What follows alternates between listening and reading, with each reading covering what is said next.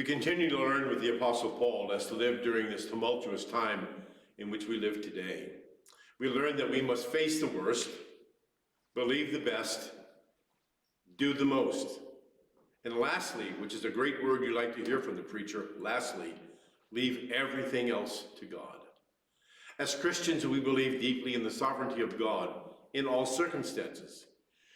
Years ago, the late theologian Reinhold Niebuhr was asked to put into print a prayer that he offered at a meeting in Detroit, Michigan. That prayer hangs in the households of many people of our congregation and is often spoken at AA meetings. God grant me the serenity to accept the things I cannot change, the courage to change the things I can, and the wisdom to know the difference. When God closes one door, it's not because he has nothing left for us to do. God does not want us to take a vacation. C.S. Lewis once shared that God can use all the wrong roads we take and still get us to the right place. Even though we cannot physically meet as a church, we can still be the church in these troublous times. During this time, we can pray and sing and tell the virus just how great and big our God truly is. We don't ignore the storm, we don't ignore the trouble, but we focus in on the power of God and living faith to deliver us from the storm.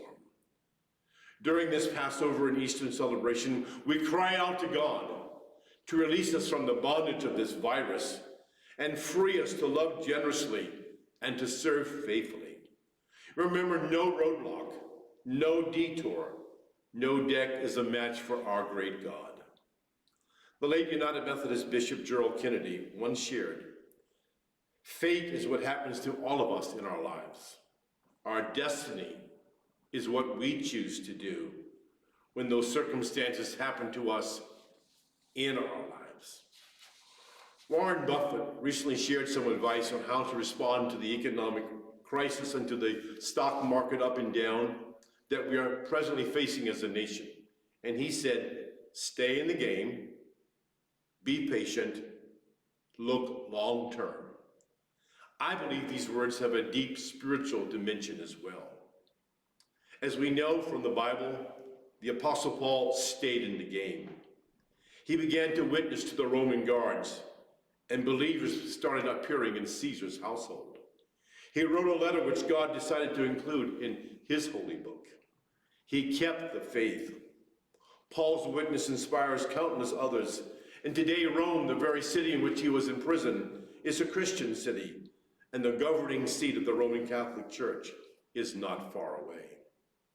Paul did not take a vacation, and God opened up a mission field right there when he was under house arrest.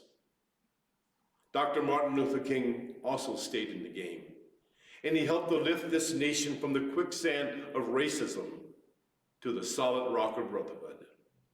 Yes, we face the worst, we believe the best, we do the most, and we leave everything else to God.